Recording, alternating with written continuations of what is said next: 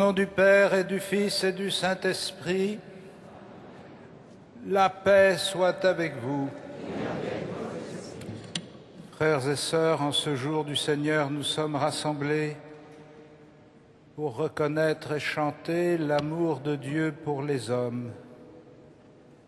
Puisque Dieu nous a aimés jusqu'à nous donner son Fils, nous savons que cet amour est plus grand que notre cœur, plus grand que notre péché, plus grand que nos faiblesses.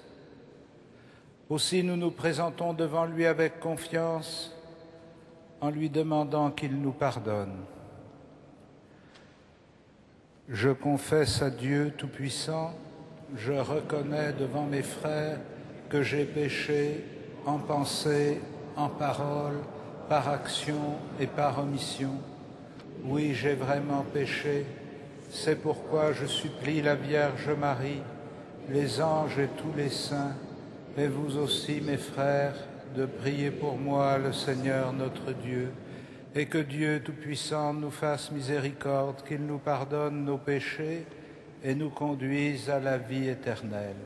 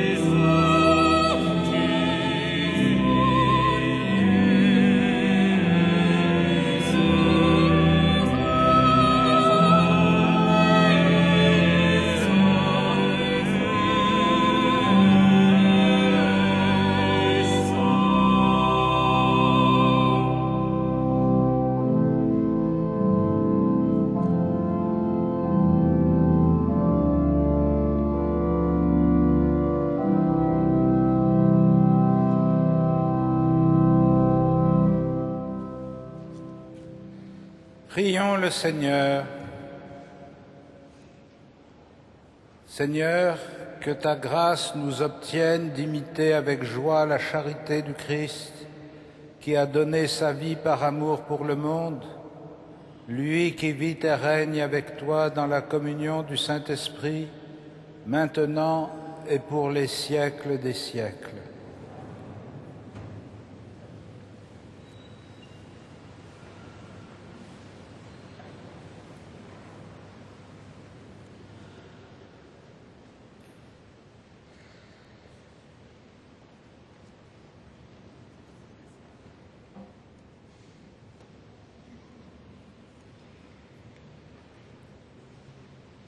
Lecture du livre d'Isaïe. Ainsi parle le Seigneur, lui qui fit une route à travers la mer, un sentier au milieu des eaux puissantes, lui qui mit en campagne des chars et des chevaux, des troupes et de puissants guerriers, et les voilà couchés pour ne plus se relever, ils se sont éteints, ils se sont consumés comme une mèche. Le Seigneur dit, ne vous souvenez plus d'autrefois, ne songez plus au passé. Voici que je fais un monde nouveau, il germe déjà, ne le voyez-vous pas? Oui, je vais faire passer une route dans le désert, des fleuves dans les lieux arides. Les bêtes sauvages me rendront gloire, les chacals et les autruches, parce que j'aurai fait couler de l'eau dans le désert, des fleuves dans les lieux arides, pour désaltérer le peuple, mon élu. Ce peuple que j'ai formé pour moi redira ma louange. Parole du Seigneur.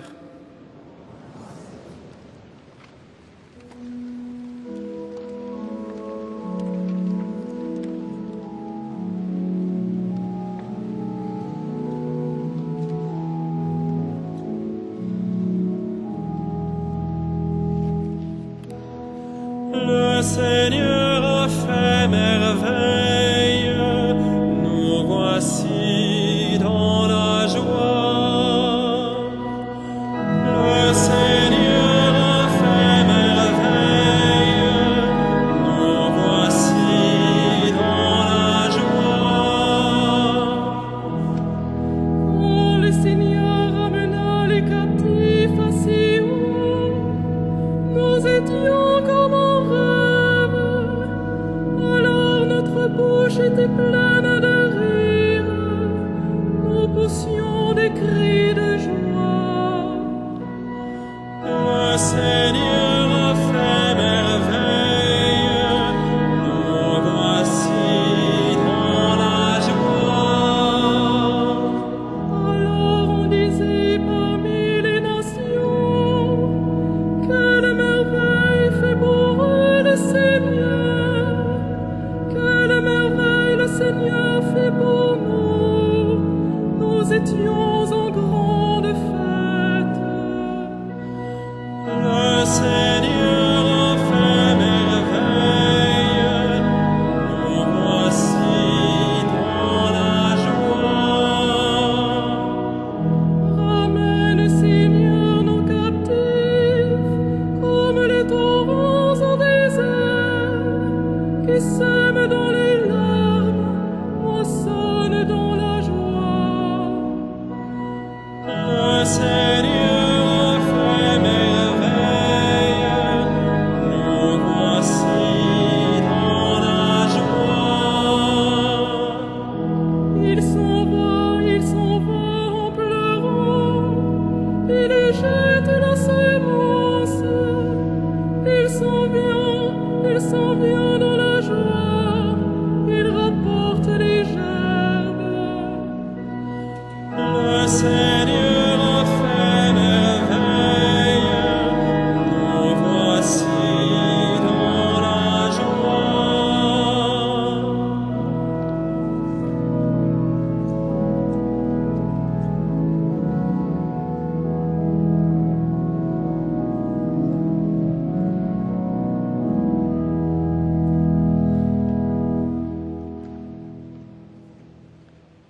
Lecture de la lettre de saint Paul, apôtre aux Philippiens.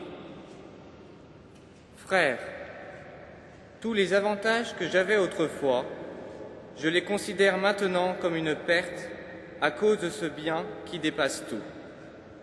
La connaissance du Christ Jésus, mon Seigneur. À cause de lui, j'ai tout perdu. Je considère tout comme des balayures en vue d'un seul avantage, le Christ, en qui Dieu me reconnaîtra comme juste. Cette justice ne vient pas de moi-même, c'est-à-dire de mon obéissance à la loi de Moïse, mais de la foi au Christ.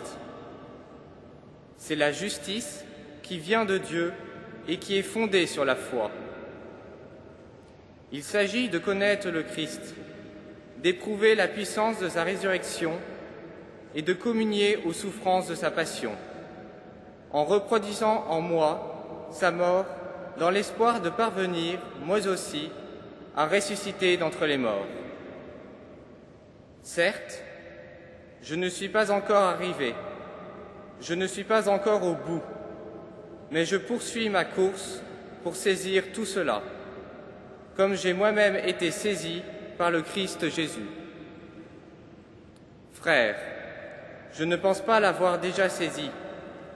Une seule chose compte, oubliant ce qui est en arrière et lancé vers l'avant. Je cours vers le but pour remporter le prix auquel Dieu nous appelle là-haut dans le Christ Jésus. Parole du Seigneur.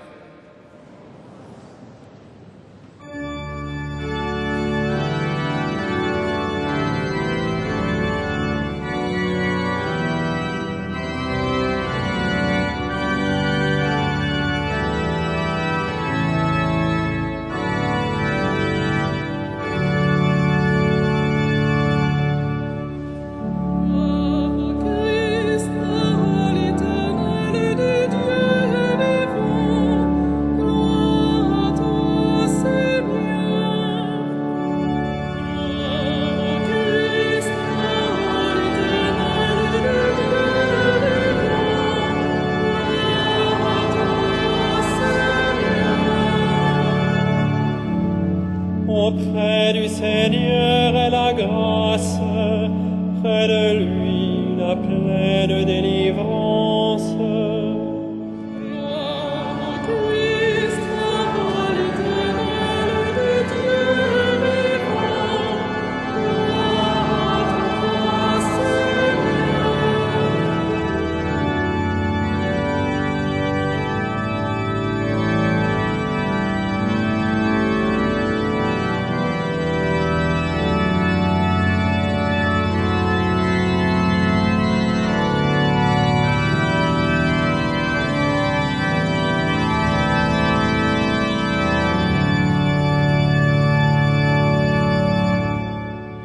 Le Seigneur soit avec vous.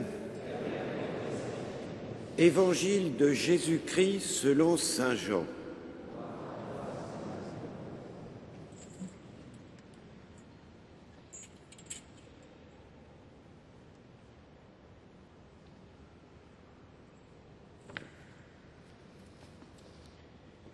Jésus s'était rendu au mont des Oliviers. De bon matin, il retourna au temple de Jérusalem. Comme tout le peuple venait à lui, il s'assit et se mit à enseigner. Les scribes et les pharisiens lui amènent une femme qu'on avait surprise en train de commettre l'adultère. Ils la font avancer et disent à Jésus, « Maître, cette femme a été prise en flagrant délit d'adultère. Or, dans la loi, Moïse nous a ordonné de lapider ces femmes-là. Et toi, qu'en dis-tu »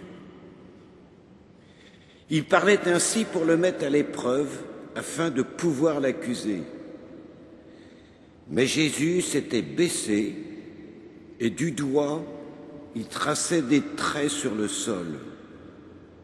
Comme on persistait à l'interroger, il se redressa et leur dit, « Celui d'entre vous qui est sans péché, qu'il soit le premier à lui jeter la pierre. » Et il se baissa de nouveau pour tracer des traits sur le sol.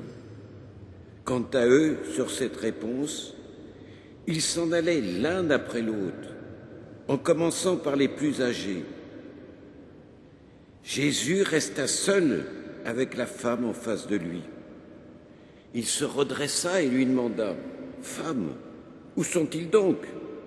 Alors personne ne t'a condamné ?» Elle répondit, « Personne, Seigneur. » Et Jésus lui dit, « Moi non plus, je ne te condamne pas. Va et désormais ne pêche plus. » Acclamons la parole de Dieu.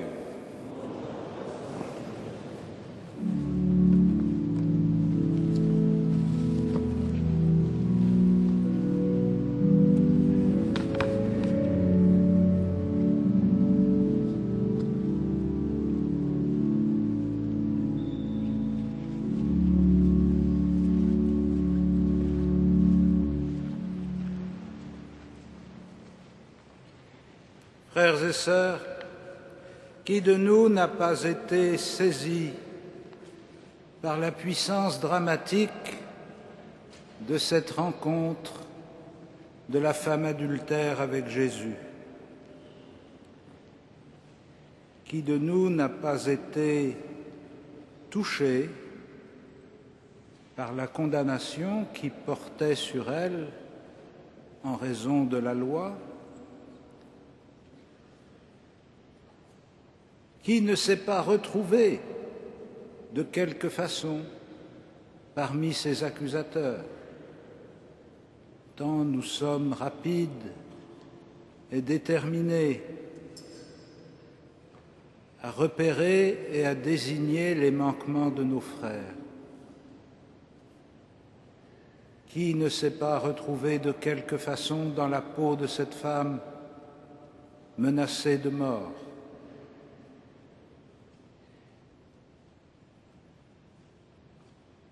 Comment ne pas être impressionné par le face-à-face de Jésus silencieux, dessinant sur le sable, alors que tous attendent de lui une sentence pour condamner cette femme? Oui, dans cette rencontre, alors que tout le peuple entoure le Christ pour écouter son enseignement, un groupe de pharisiens et de légistes essaye une fois de plus de le mettre à l'épreuve et contribue ainsi peu à peu à la construction du dossier d'accusation qui sera fourni contre lui au moment de son procès.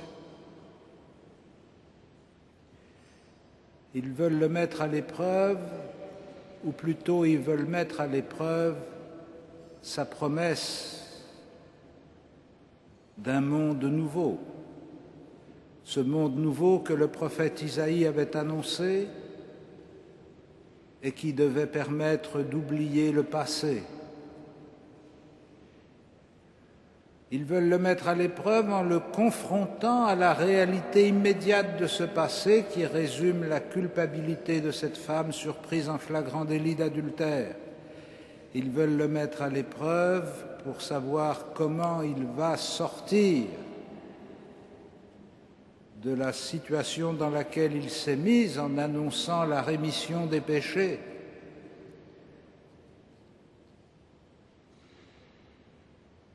Et c'est eux qui seront mis à l'épreuve. Que celui qui n'a jamais péché lui jette le premier la pierre, ce qui veut dire, dans la coutume des Juifs, pour la lapidation, celui qui jette le premier la pierre, c'est celui qui assume la responsabilité de la sentence. Que celui qui n'a jamais péché soit le premier à assumer la responsabilité de sa condamnation et de son exécution, et ils se retirent tous les uns après les autres, en commençant par les plus vieux, supposer qu'ils étaient les plus sages.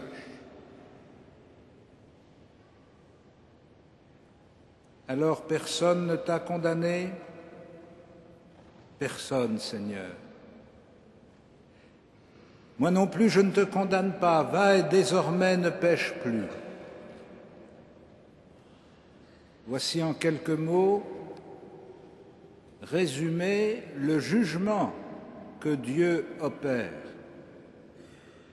qui ne procède pas par accusation et condamnation, mais qui procède par illumination.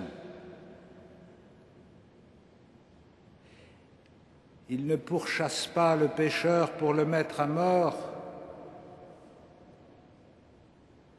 Il veut que le pécheur se convertisse et qu'il vive. Notre sentiment de la justice nous pousse davantage à demander la mort du pécheur. Notre sentiment de notre justice nous constitue souvent en accusateurs pour désigner les coupables. Et la lumière que le Christ apporte en ce monde, c'est de dévoiler que tous ont péché et que tous sont voués à la mort. Tous, nous participons du péché du monde. Et si nous pouvons espérer que Dieu nous remette nos fautes, alors nous devons nous aussi remettre leurs fautes à nos frères. Soyez miséricordieux comme votre Père est miséricordieux. Pardonne-nous nos péchés comme nous pardonnons nous-mêmes à ceux qui nous ont offensés. Si nous entrons dans cette loi de la miséricorde, il n'est plus de condamnation possible selon la justice de Dieu, s'il en demeure selon la justice des hommes.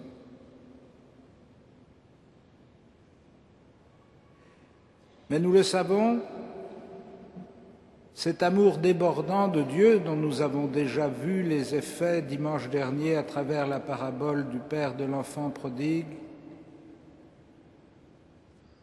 nous risquons de l'utiliser comme un prétexte pour justifier nos manquements. Combien de fois n'avons-nous pas entendu dire à l'égard de l'Église qu'elle représente mal le Christ puisqu'elle édicte des règles morales, alors que lui a dit à cette femme « Moi non plus, je ne te condamne pas ». Mais faut-il que nous soyons pervers ou aveuglés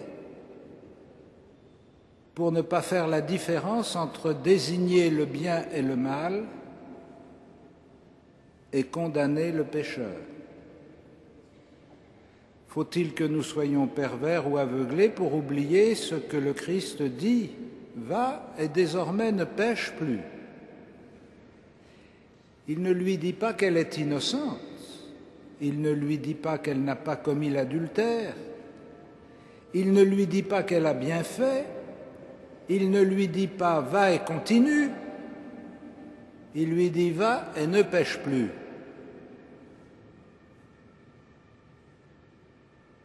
Dire que pour conduire la vie des hommes vers la sagesse et vers le bonheur, il y a des règles morales que l'on doit observer, qui ne sont pas des règles très compliquées, elles se ramènent en gros aux 10 commandements.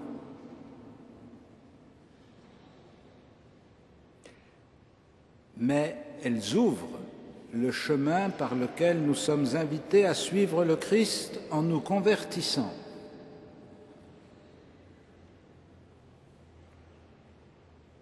Et l'Église a reçu la mission de nous guider dans ce chemin de conversion.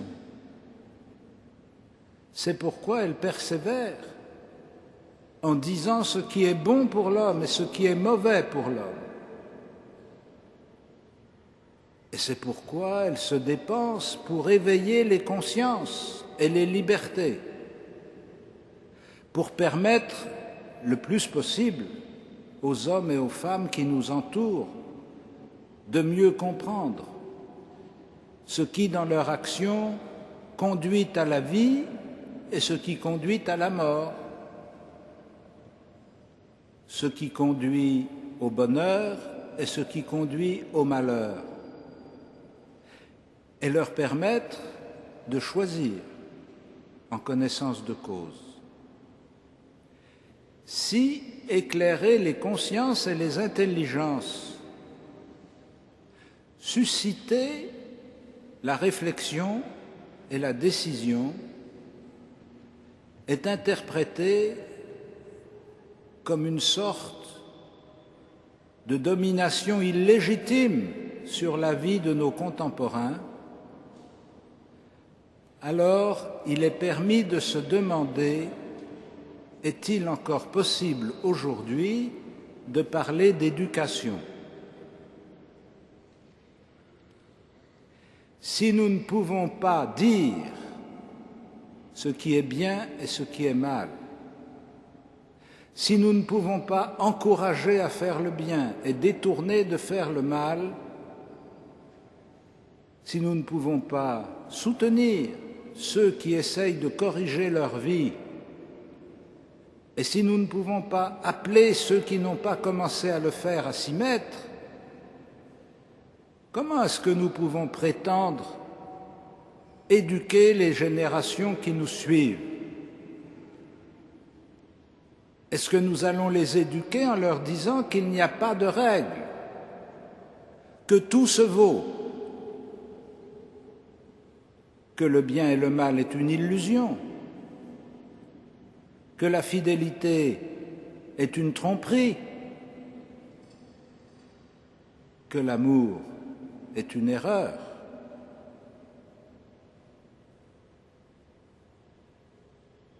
La miséricorde du Christ n'est pas l'aveuglement.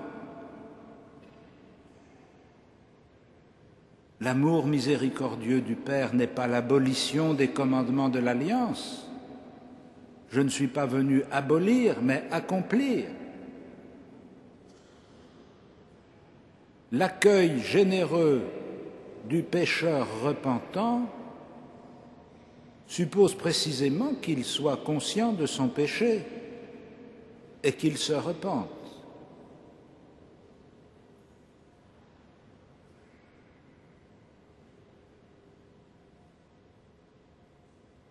Le fils prodigue, plongé dans la misère et la famine, fait retour sur lui-même pour revenir chez son père.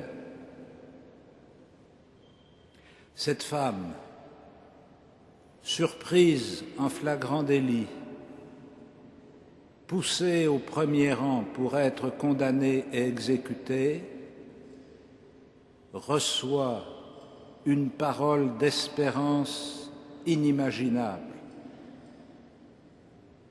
L'amour de Dieu ne la condamne pas, et parce qu'il ne la condamne pas, il l'encourage à vivre autrement. Parce qu'il ne fait pas chorus avec ses accusateurs, il ouvre pour elle un chemin de renouveau. Va et ne pêche plus.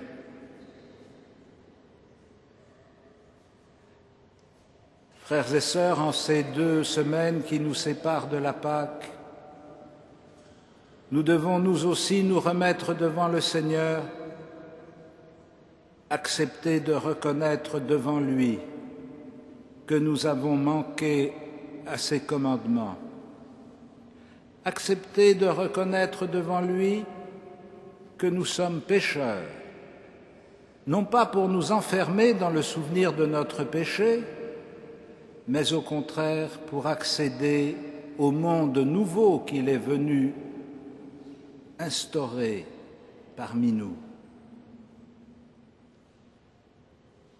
Et ce monde nouveau, nous y avons accès par notre baptême, nous y avons accès par le renouvellement de notre baptême que nous vivons dans le sacrement de la réconciliation, nous y avons accès par l'Eucharistie à laquelle nous communions, nous y avons accès par la puissance de l'Esprit Saint qui habite nos cœurs et qui nous emporte, comme Paul nous le disait dans l'Épître aux Philippiens, à courir à la suite du Christ. Plein d'espérance et de joie, parce que tandis que le monde nous accuse, tandis que nous-mêmes nous nous accusons, Jésus, silencieux, dessine sur le sable. Il ne nous condamne pas. Il voit derrière notre péché et derrière notre repentir l'espérance d'une vie nouvelle. Va et ne pêche plus. Amen.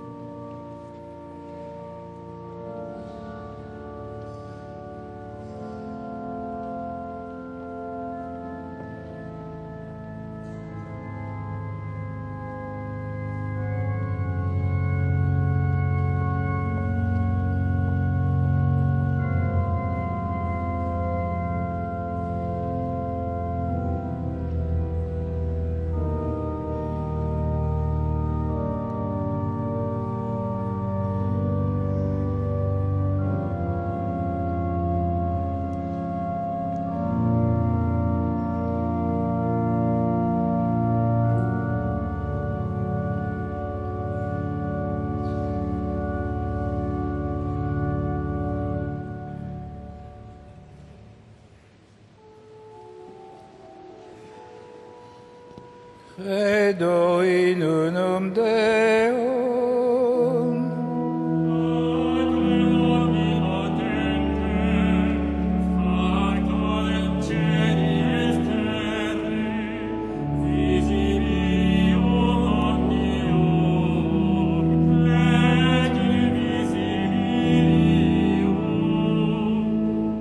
et in unum Dominum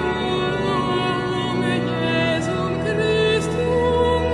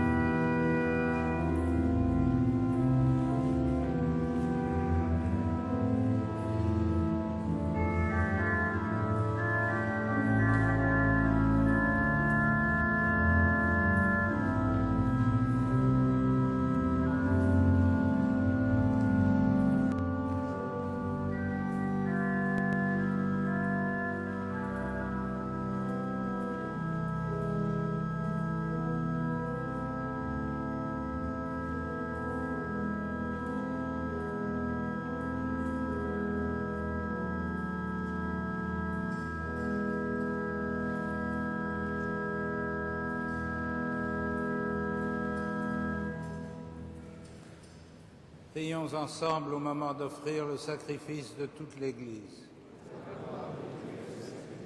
Dieu Tout-Puissant, exauce tes serviteurs. Tu les as initiés à la foi chrétienne, qu'ils soient purifiés par ce sacrifice, par Jésus le Christ, notre Seigneur. Le Seigneur soit avec vous. Et avec votre esprit. Élevons notre cœur. Nous le tournons vers le Seigneur. Rendons grâce au Seigneur notre Dieu. Cela est juste et bon. Vraiment, il est juste et bon de te rendre gloire, de t'offrir notre action de grâce toujours et en tout lieu. À toi, Père très saint, Dieu éternel et tout-puissant, par le Christ notre Seigneur. Car chaque année tu accordes aux chrétiens de se préparer aux fêtes pascales dans la joie d'un cœur purifié, de sorte qu'en se donnant davantage à la prière, en témoignant plus d'amour pour le prochain, fidèles aux sacrements qui les ont fait renaître, ils soient comblés de la grâce que tu réserves à tes fils. C'est pourquoi avec les anges et les archanges, avec les puissances d'en haut et tous les esprits bienheureux, nous chantons l'hymne de ta gloire et sans fin nous proclamons.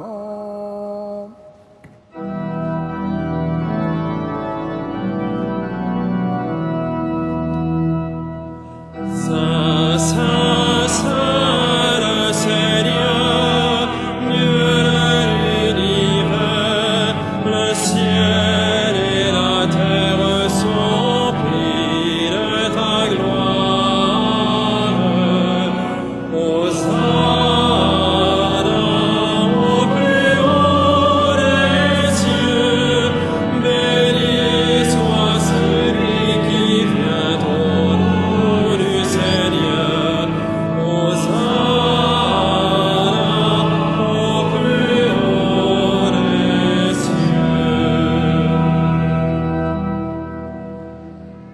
Tu es vraiment saint, Dieu de l'univers, et toute la création proclame ta louange, car c'est toi qui donnes la vie, c'est toi qui sanctifies toutes choses par ton Fils Jésus-Christ notre Seigneur, avec la puissance de l'Esprit Saint.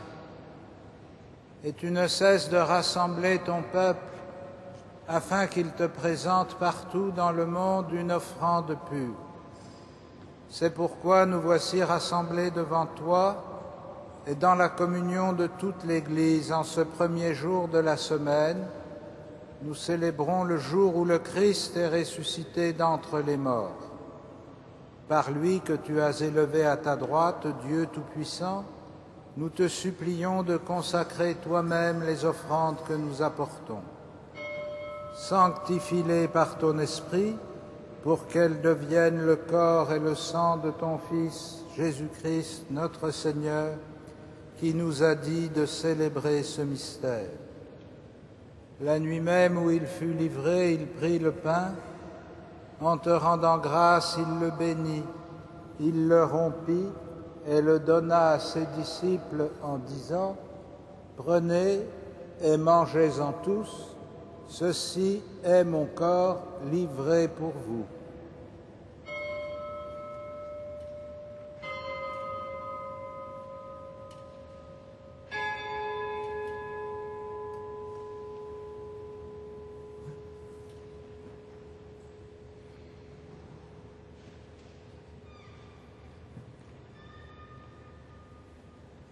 De même, à la fin du repas, il prit la coupe.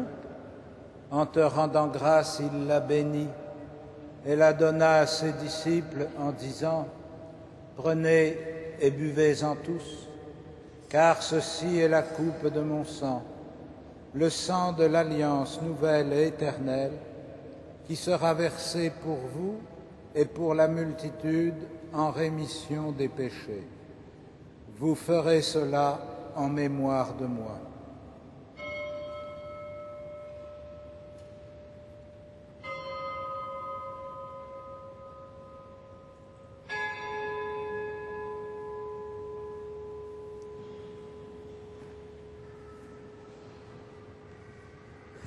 Il est grand le mystère de la foi. Nous proclamons ta nom, Seigneur Jésus. Nous célébrons ta résurrection. Nous attendons ta venue dans la gloire. En faisant mémoire de ton Fils, de sa passion qui nous sauve, de sa glorieuse résurrection et de son ascension dans le ciel, alors que nous attendons son dernier avènement, nous présentons cette offrande vivante et sainte pour te rendre grâce. Regarde, Seigneur, le sacrifice de ton Église et daigne y reconnaître celui de ton Fils qui nous a rétablis dans ton alliance. Quand nous serons nourris de son corps et de son sang et remplis de l'Esprit Saint, accorde-nous d'être un seul corps et un seul esprit dans le Christ. Que l'Esprit Saint fasse de nous une éternelle offrande à ta gloire, pour que nous obtenions un jour les biens du monde à venir, auprès de la Vierge Marie, la bienheureuse Mère de Dieu, avec les apôtres, les martyrs, Saint Denis et tous les saints qui ne cessent d'intercéder pour nous.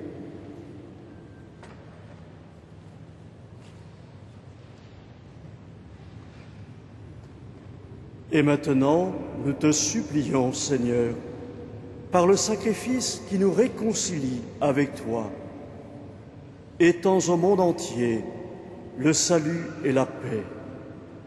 Affermis la foi et la charité de ton Église au long de son chemin sur la terre. Veille sur ton serviteur le pape Benoît et notre évêque André, l'ensemble des évêques, les prêtres, les diacres et tout le peuple des rachetés. Écoute les prières de ta famille assemblée devant toi et ramène à toi, Père très aimant, tous tes enfants dispersés.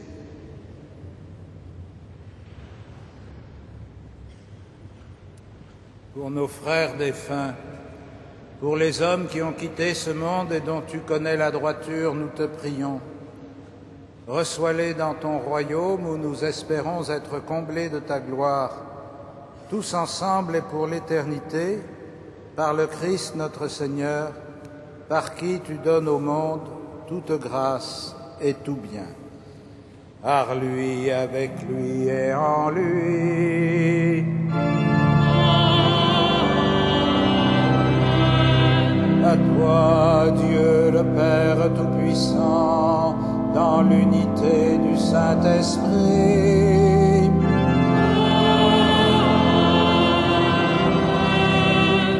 tout honneur et toute gloire pour les siècles des siècles.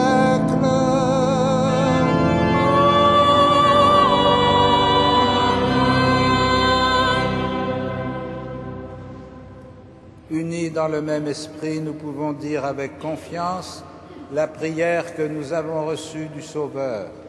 Notre Père, qui es aux cieux, que ton nom soit sanctifié, que ton règne vienne, que ta volonté soit faite sur la terre comme au ciel. Donne-nous aujourd'hui notre pain de ce jour. Pardonne-nous nos offenses, comme nous pardonnons aussi à ceux qui nous ont offensés, et ne nous soumets pas à la tentation, mais délivre-nous du mal. Délivre-nous de tout mal, Seigneur, et donne la paix à notre temps.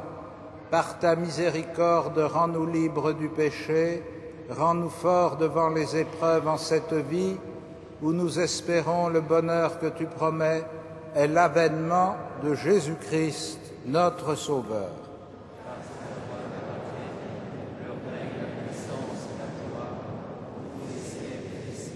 Seigneur Jésus-Christ, tu as dit à tes apôtres, je vous laisse la paix, je vous donne ma paix. Ne regarde pas nos péchés, mais la foi de ton Église. Pour que ta volonté s'accomplisse, donne-lui toujours cette paix et conduis-la vers l'unité parfaite, toi qui règnes pour les siècles des siècles. Amen. Et que la paix du Seigneur soit toujours avec vous. Et avec votre esprit. Frères et sœurs, dans la charité du Christ, donnez-vous la paix. La paix du Christ.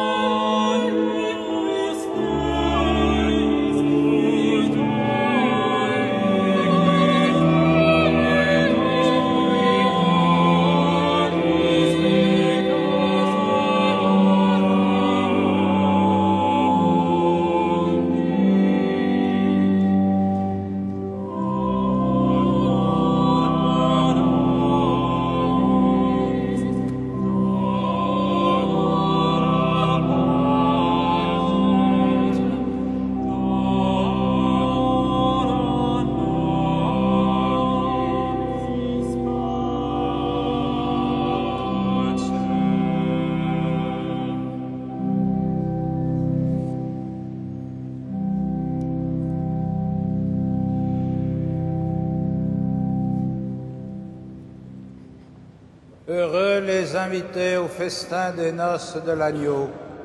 Voici l'agneau de Dieu qui enlève le péché du monde. Seigneur, je ne suis pas digne de te recevoir, mais dis seulement une parole et je serai guéri.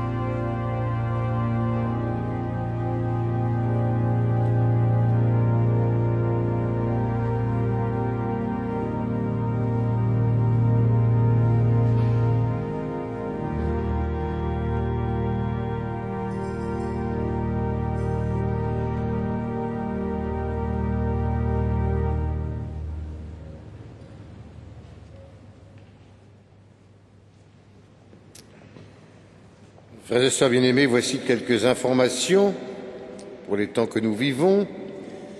Tout d'abord, jeudi prochain, jeudi 25 mars, ce sera la solennité de l'Annonciation du Seigneur. Les messes de midi et de 18h15 seront solennelles, et à la fin de la messe de 18h15, l'adoration du Saint-Sacrement. Vendredi 26 mars, comme chaque vendredi de carême, à 15h, vénération de la Sainte Couronne d'Épines. Et samedi et dimanche prochain, comme on vous l'a déjà dit, ce sera le week-end des Rameaux. Et donc aussi la lecture, ou le chant, selon les messes, de la Passion du Seigneur. En conséquence, les horaires de messe du dimanche sont modifiés, c'est-à-dire à 8h30, messe, pas de laude, ensuite messe à 10h30, messe à 12h30, donc pas de messe à 11h30 ni à 12h45. Et puis à 16h30, la dernière conférence de notre carême, donnée par Monseigneur Jean-Louis Bruguès. Et les vêpres et la messe du soir, présidée par Monseigneur Bruguès, le cardinal, notre archevêque, étant à Chartres pour la célébration eucharistique du pèlerinage des étudiants. D'autre part, nous vous prions de bien prendre conscience que dimanche, ce sera aussi le passage à l'heure d'été, c'est-à-dire qu'à 1h, il sera 2h. C'est comme ça. Pour le concert à Notre-Dame de Paris, le mardi 23 mars sur le chemin de la Croix, improvisé au Grand Orgue par Thierry Esquette, vous pouvez retirer les billets à l'accueil. Vous avez entre les mains la feuille vous donnant tous les horaires de la Semaine Sainte, des offices, des célébrations et aussi du sacrement de la réconciliation. Et enfin, vous ne manquerez pas de prier d'une part pour le Père Benoît Gonin, qui vient d'être nommé par le Saint-Père évêque de Beauvais, Noyant et Senlis. Il était jusqu'à présent le curé de la paroisse de la Trinité à Paris. Et puis pour nos évêques de France qui se retrouvent à Lourdes pour leur assemblée dite de printemps. Merci donc de votre prière. Nous nous levons pour terminer notre prière.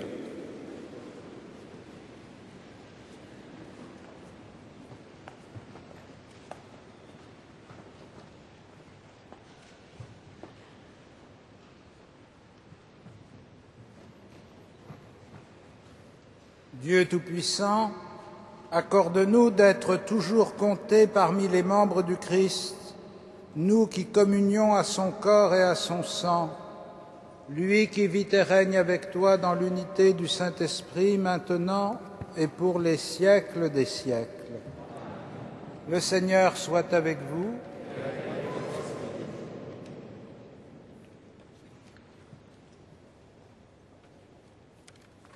Que Dieu Tout-Puissant vous bénisse, le Père, le Fils et le Saint-Esprit. Allez dans la paix et la joie du Christ. Nous rendons grâce à Dieu. Ave Regina Caelorum.